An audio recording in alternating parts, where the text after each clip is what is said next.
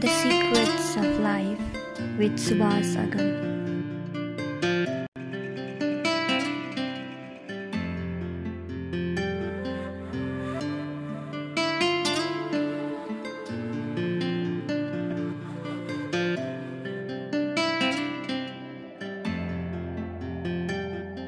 Myth about the Tantra. Yeah. Yesterday I was Googling on some topics on Tantra. Whenever you type Tantra, the matter that appears in front of you is related to sex. Sad. Sex. It's so sad. But the wonderful thing in Nepal, Yeah. I have been taking interview with so many tantrics in Nepal. There are so many siddhas living in Kathmandu. Oh yeah. I hope you know that. For sure. Kamakhya, Yeah. Srinagar, Oh, and yeah. Kathmandu. These three places are the Most kingdom of Tantra. 100%. So we talk so much about Tantra, Yeah. and I have taken many interviews with tantrics in Nepal. None of them talk about sex. Yes. And when I just was Googling on internet, surfing on internet, the thing that appears to Western people or in English language is only about sexual things. Yes. So sad. so sad. So sad. So sad. And So they are deprived of so many information that is hidden in tantric system. Yes. And what have you found in staying? So whenever I say that I'm a tantrika, immediately, tantrika, immediately the face will change, So that gave me the drive to tell more. I said, no, yes, this is what I'm going to do. I'm asking you because you are there Yes. and you are from here, so you know the It's like, thing. every time I have to explain them, I tell them, you were born to your mother, so you called it a sexual activity of your dad. I'll ask them openly. No, you came out of love. We are all born out of love. Right. We all came through mother's yoni. Yeah? Yes. That's the most sacred thing. Yes. Yeah. So why to look at it like dirt? Right. Yeah. So for me, in Tantra, of course, your union matters. Because union is nothing but life force energy. Sexual union, divine union, whatever. Right? So it is in Tantra, sexual union is only 0.1%. That's sexuality. But I think because from where it appeared, what do you think? You really want me to tell you openly? Yes, why not? I would give the credit to Osho. No, I will give the credit to Osho about it. They should also know, and people should know the truth. I'll always sometimes tell my students, I'm actually cleaning the mess what they have created. Because it's living in the West and teaching Tantra. Everybody will come and ask me, why will you teach me union? I want to explore my sexuality. I say, no, Baba, please, that is not Tantra, that is Kama Sutra. No, you want to learn Kama Sutra, go. There's a lot of beautiful books in Kama Sutra. To even perform Kama Sutra, your body should be healthy. Right. So I do talk about that. So I think in the West, there's a confusion between Kama Sutra and Tantra has come because the wisdom of Tantra was not conveyed properly to the West. And I was talking to one of the indigenous people, and the indigenous people in Canada, they have same Kama Sutra in the name of Kudoshika. Oh, really? Yeah. So it is their Kudoshika. Kudoshika. So, but it is also involves Kundalini awakening. A little bit of both together. So I was talking, it is there in every culture, is there. Every culture they have this. What is Tantra? Tantra is expansion in awareness. In plain words, Tantra is huge. For me, everything is Tantra. Me breathing out, me living, me connecting to the universe, connecting to the bird, connecting to the nature, like talking to them, that is also a Tantra. Mantra. Me talking in awareness is mantra. Me talking in, going into my silence mode and trying to, control, bring all the 5 elemental point to one point and trying to synchronize with the mandala, it's Tantra. I'm trying to empower myself. So all this is in Tantra for me. Whatever became easy for people to assimilate became religion. So when we go to temple, we do the doob, then we put this, we ring the bell, we do this arati. This is actually a tantric practice. But this was easy for everybody to do. So we all took it away from Tantra. And whatever was difficult, they left it in Tantra. That's what I think. You know, because to draw a mandala, we draw a yantra, and we have to energize the yantra and keep in a particular way, and we have to put this herbs and everything to activate that mantra, tantra, yantra. Then we have to chant to activate that yantra and connect with the yantra, give the energy to the yantra. Then only the yantra will start working. This is in Tantra. We know this. To do this, we need skill. We need skill, we need dedication, we need, proper way of doing, we need to learn. But going to temple, doing the arati, everything is there in our rituals, like a puja. That is also Tantra, no? One Tantric found this way of practicing to the universe or to the divine, which became easy for everybody to do. So they took and had it in a religion. That's how I see. So Tantra is a very vast subject. You cannot put Tantra in a box. Yeah. So I also in my people who are coming to Tantric practice in my school, the first thing I say for men is semen retention. I tell them, it is your life force energy. You cannot release them unwantedly.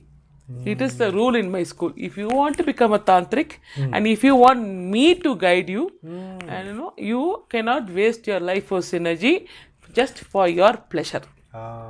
If you want to waste your life force energy for your pleasure, please go ahead, waste, and whenever you're done, come back to me to learn this. But don't waste in the name of Tantra.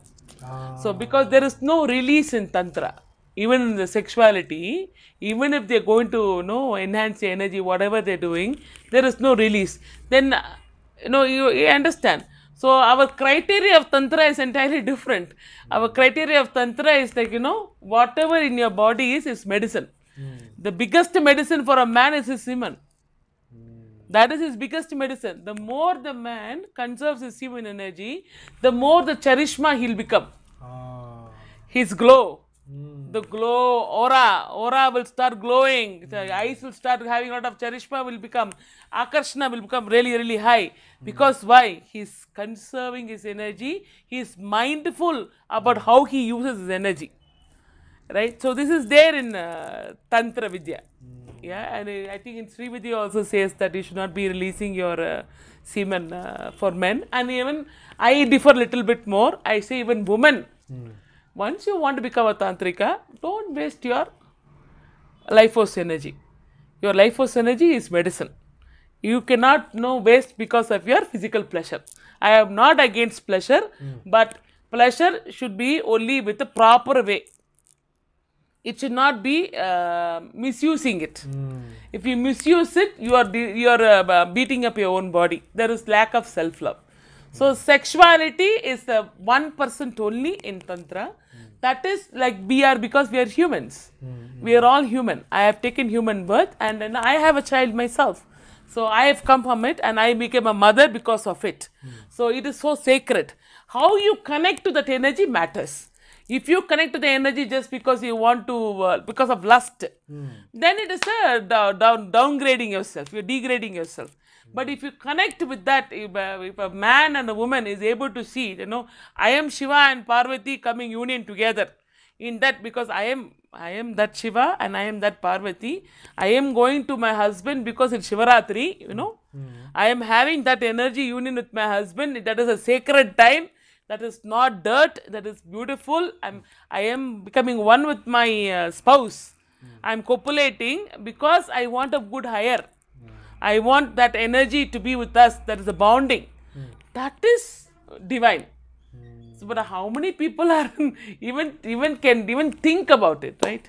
So that's how humanity are right now. But now people are coming to change. Respect itself is not there, for husband and wife. Nobody respects their husband, wife. Respect itself has become less nowadays. Yes, it is. Respect for the spouse. The most divine relationship is spouse. For me, I'll always tell, your husband, you have shared yourself with that amazing human being, he has shared himself with you, then what kind of relationship you should have? You should be able to tell what your husband feels sitting here. But, we that wisdom is lost. So, I do teach couples how to enhance this relationship. Because I feel this has to be taught now to the couples to have a good relationship, not just sexuality, just to connect with the emotions of the husband. I think by 5-6 years of marriage, the wife should know what my husband will feel if this situation arises. The husband should know. I know what my wife will not feel comfortable because of this. That mutual love is missing. So this I work with a lot of relationships because I feel if you don't have a good relationship, how will you have good children? Nowadays the rate of IVF and the rate of treatment for conception is very high. Children are born out of only treatment. It's so sad. It's so sad that a natural process is nowadays needing help of medical attention to have babies. It's so sad. The rate of humanity is going. It's very sad. We are all making machineries. We are not making life. IVF children are for 6 weeks, 6 weeks to 8 weeks. They are outside. Right. They are not in the warmth. No warmth is there. They didn't conceive out of love, yaar. My biggest pain. This is my biggest pain. A child out of love has become very less. So, I work a lot with relationships. I see, I don't focus in sexuality part directly, but I focus in bringing attention in your spouse. Right. I work a lot with women, especially nowadays. I work a lot because I want the divorce rate to be less. Right. I want them to have a happy family. I want them to enjoy happiness. Wonderful. Such a nice explanation. I will also love to know about the training and the teaching that you give, especially Tantra for business and Tantra for success. But before that, I would like to put some light on Kundalini and Chakra, because there is so much myth and misunderstanding about Kundalini awakening especially and Chakra awakening. There are people who say, okay, give me this sum of money, I will awaken your Kundalini, I will awaken your Chakra. This business is going on everywhere, especially more in India and Nepal. Corporate business. Yes, it is big business. Even in the West. Even in the West. Even in the West. So would you put some light on that? Really, someone can awaken your Kundalini? Let's begin from what is the concept of Kundalini and Chakra, and then go. Kundalini is nothing but energy conservation of you. Okay, and that energy is staying in your coccyx bone.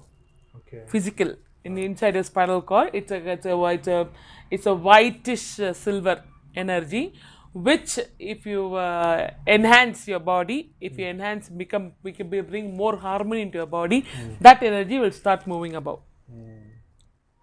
So this is what Kundalini Yoga is. How to do? We can do with yoga, by doing yoga, physical yoga also, physical yoga and meditation. This is possible. In other words, in very simple words, when your soul, mind and body aligns to 100%, and able to be in one point with no movement, this energy will move. This is the explanation. How to align the mind, body, soul in one focal point is that you have to calm down your body.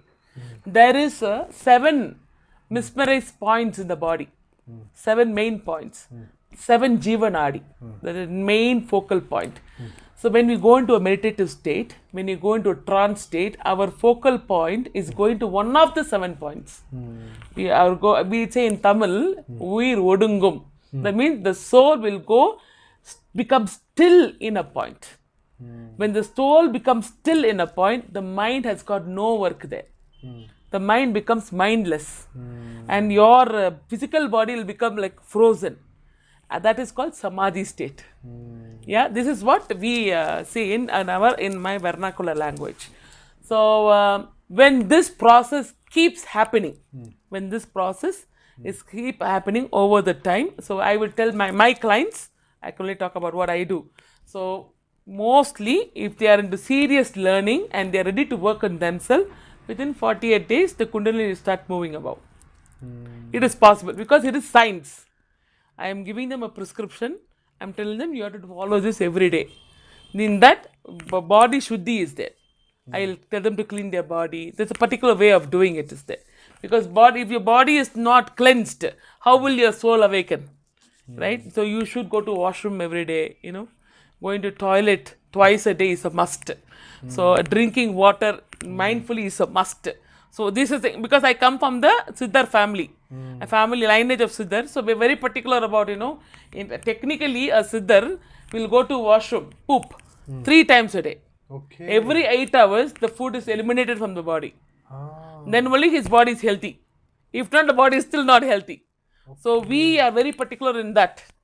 The body shuddhi is very important. So I monitor my clients, clients and students. I monitor them. When you catch hold their vibration, we'll know body is clean or not. We'll come to know. It's because I'm doing this for more than 20 years now. So now because of experience, I'll know, okay, TK, so he needs some more cleansing. Then I'll message that person and say, okay, do this today. Do this for 3 days and then get back to me. By then that issue will solve. So it's just communication with the energy.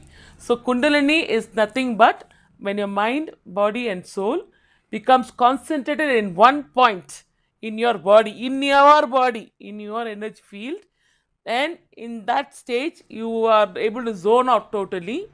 You are in a samadhi state. The more the samadhi state you are going, that is the provoking point for the Kundalini energy to move above. That means only you can go to samadhi state. How can you go into samadhi state? You have to meditate. There's no other way to go to samadhi state. So meditation becomes the key. But a proper guided meditation, proper way of doing it is important. So Kundalini, it is true. It is very true and it is 100% safe. There is a lot of fear that is, like my Kundalini got awakened, my neck got frozen, I'm able to turn my neck, I'm having this health issue because the energy moved. All this is, I don't endorse these things. No, it is your life force energy. Your life force energy can never harm you unless you disown the life force energy. When drinking, when smoking, when doing this marijuana, everything is there, you're able to take it. You can't take this divine energy. These are all mind talks, right? But off late in the nowadays, especially last 100 years, many people are awakening from top. It is the problem of late. Bottom 3 chakras are not functioning that well. But the top 3 chakras are functioning amazing. That is why people are like autism children. I don't know whether you guys know about autism children. Yes. Autism children, their bottom 3 chakras is totally closed. Okay. That is, the bottom 3 chakras take care of the body. That chakra is not flowing properly. That earth energy connection has become very less. It's not flowing properly. But top 3 chakras, their heart, their throat and their third eye will be so vibrant. That is why they are in the alpha state of mind.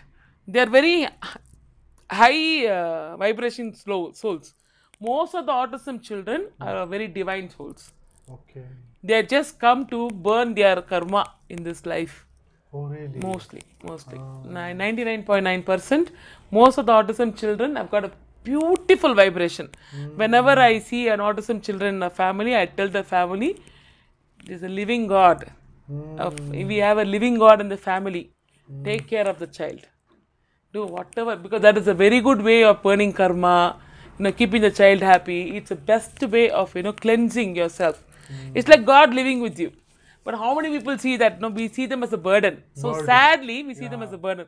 But they've got such beautiful energy. I can talk about them like days together. Cerebral palsy. They're all beautiful heart people. Such a beautiful energy they've got. People also often talk Kundalini is myth and awakening Kundalini is just nonsense, and you cannot do it. Yeah. I would like to ask, what is the symptom? When it awakens? Yes. If you have seen someone awakens his Kundalini, what is the symptom? What happens to him or her? What kind of spiritual energy or spiritual gain? Gain? The first thing is that the fear will be eliminated. Fear will be eliminated. They will start seeing things. This I'm just talking from the mind perspective. I'm going to differentiate and tell you. Right. First thing, the fear will be eliminated. There won't be any fear. Happiness will be there.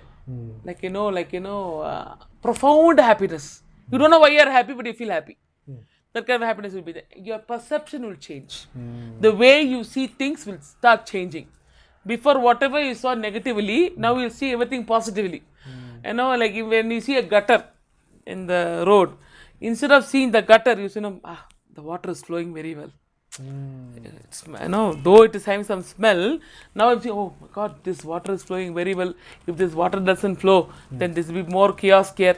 So the water is flowing very well. So the perception will change. When you look at the rain coming down and you're getting wet, I'm having a blessing from the rain. Your perception will change.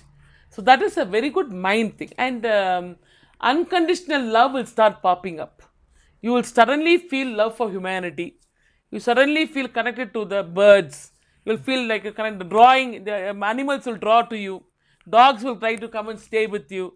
Cats will come and try to come and lick you. These are all signs that your energy is trying to moving up slowly. That you become harmony with your existence. Your human existence will become a blessing for others. This is eventually. But I will say that when the awakening happens, especially the Harasa, Swadhisthana is a very nice place to be. From a route to Swadhisthana is only one jump. But when they come to Swadhisthana, the kind of a charishma they have in their face, the kind of the glow the skin has, the kind of the happiness the eyes has, is tremendous. It's a beauty to watch. So whenever I see that client, glowing, right, I know that chakra has started to work 100%. That glow, that inner glow, because all your hormones have been taken care by Swadhisthana. Yeah, if your hormone secretions are all beautiful, you are going to have a beautiful glow in your face. So chakras are nothing but energy points, taking care of governing your system. But not only in your body, outside your body too. Because technically, if I'm this, my energy body is at least 10 times of this, at least, for anybody. The viewers, if they are interested to awaken this energy in their body, what would you suggest? Any techniques that they could do? First thing, work on your self-love. Okay, first self-love. First self-love. Okay. Yeah, there is, I don't know whether I'll tell here. There is a self-love meditation in my YouTube. It is only for 10 minutes. Okay. So I tell my clients, my students, my people who are following me, do that self-love meditation night time. Okay. The last thing before you go to bed is self-love meditation. And in the afternoon or the morning time, there's one more meditation called power meditation. That is also again 10 minutes. These are all visual techniques, guided meditation by me, done in a particular way, so that the energy can provoke and enhance. So when this is the first step. First step, you need energy, you need power. You need attitude of self-love. Of course. When they say self-love, I say self-love is nothing but acceptance of yourself as it is. As you are. As it is. Yes. No change, I have a lot of girls coming and tell me, no ma, I want to become this size. I don't want this color, so I go for bleaching and things. I said, no Baba, you go for bleaching because you want to go for bleaching. Don't tell that, I want to look fair. No, don't give this drama. These are all drama. I call them as a drama of life. These are don't focus in your physical beauty so much that you want to start, damaging yourself. And what about the state of your life, like situation of your life? Yes. Either you could be economically not that strong. Yes. There could be problems in your life. There could be many things going on Yes, in your yes, life, but accepting everything what's going on in your life as it is, because you of course you need to do something Hanji. to make it better. Yes, but if you are crying sitting in the chair, that will not help. So Yes. accepting the situation of life Yes. may also help. Definitely, because only when I accept my dress is dirty, I'll go wash. Right. Right? I have to see dirt in the dress and I have to see, oh, I have to it's ganda ho gayi, it's become dirty, I need to go wash. If I don't accept, will I change? No. Right? If my situation, suppose, for example, I'm bringing 10,000 rupees home salary, but I have 2 children, I have a wife, I have a rented house. This 10,000 rupees is not enough for me. I have to accept. You know what? 10,000 rupees income is not enough for me to run the family. I have to either look for a better job or take up a second job. I have to, only when I accept, I will know, no. If I don't, if I'm in denial, no. 10,000 is a lot for me to run the family. I will just, this is enough for me. Will I change? No. So acceptance is the key. You need to accept any situation, even if you have a physical disease. Even if you have a disease, theek hai, chalo, there is some difficulties in my body, I have to work on it. Only when I accept it, I can get things better. So self-love, as you said, and accepting the situation that whatever is going on in your life. Yes. What else? And also, like, being self-motivated. Do you need to do some sort of kriya to evoke those chakras? 100%. Like there are some bees mantra of chakra, yam, lam, hum, ram, bam, all those sounds. Yes, you can. It's a choice. You can choose to do. But what I would say that when you keep working on a self-love, go on self-love. When I say self-love, itself, it is taking care of all your chakras. Okay. It is taking care of your body, your holistic body, your mind, body, soul, emotion, spirituality. In all this thing is called self-love. So when you keep working on that, when you keep doing your, there's a lot of journals to do about self-love. I have a lot of, when I do my goddess workshop, I have special journals for women to work on. Like, and I tell them there are questionnaires. I give them questionnaires they have to go sit, they have to think, they have to write. And we do it every day. There's a self-love exercise every day for 30 days. Okay. So 30th day we connect again and we'll see where is she right now. So we like that for men also. I also teach for Bhairava Tantra for men. So I do it monthly once in Toronto. I meet all my guys who want to do the training. They come together. We work a lot in self-love. Because when there is a lot of self-love, ego doesn't exist. Your ego is there because there is lack of self-love. You don't like yourself. You want to keep boasting yourself. That is why it's called ego. No, they want to say, no, I am this, I am that. You're all talking this because you're not that. Your constant boasting is there because that energy is not present in your body. So self-love becomes a platform for any awakening or any well-being, any transformation. Self-love becomes the platform. Any transformation. It can be career transformation. It can be spiritual transformation. Anything, self-love becomes the platform. I have a small trick which I share to my students and clients. Your body is a temple. Your soul is a divine. Now see you like this. If my body is a temple, if my soul is divine, won't I have self-love? Because I am God. How many people are able to say that? People have such a struggle telling that they are God.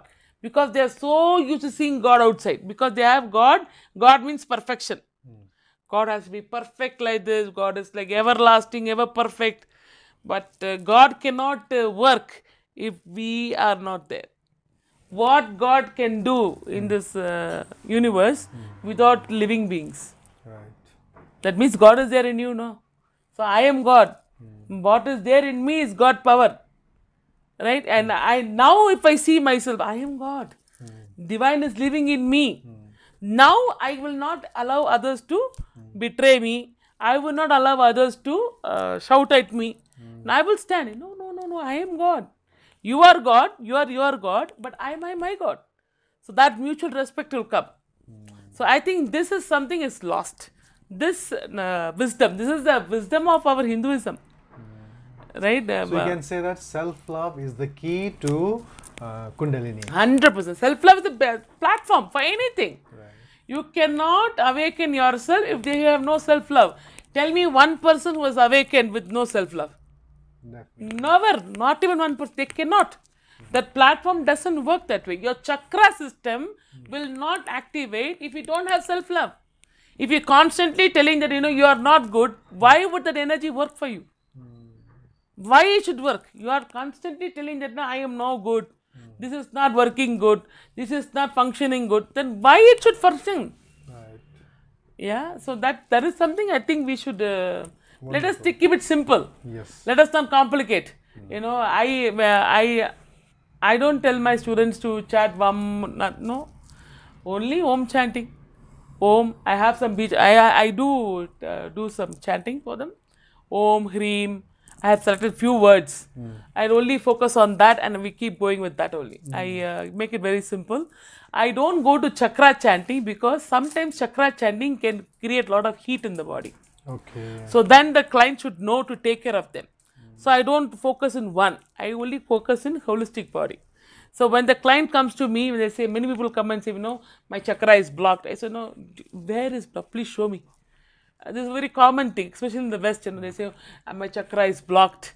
I need activation. I say, no, Baba, if your chakra is blocked, if your chakra is not functioning, you are dead. Okay, great. You will die. Right? So let us not use these words and all. Energy is there. You don't know how to use them. So I only talk this way. I don't tell them, nothing negative in my school. I say, no, even if you don't have anything, no. It is there, we are not accessing it. Same way, spiritual powers, mystical powers, occultism powers, everything is there. In Tantra, we are able to access it. By accessing it, we are able to help humanity. Right. But I also tell a lot of Tantrics, beware what are you touching. Beware what are you using. Be mindful what are you looking for outcome. Just because you have that power to use, don't misuse it, because karma will come behind you. This is a gift given to us by universe. You have no right to misuse it. So no, I am deadly against magic show. Wonderful. Thank you very much for this wonderful explanation. Yeah.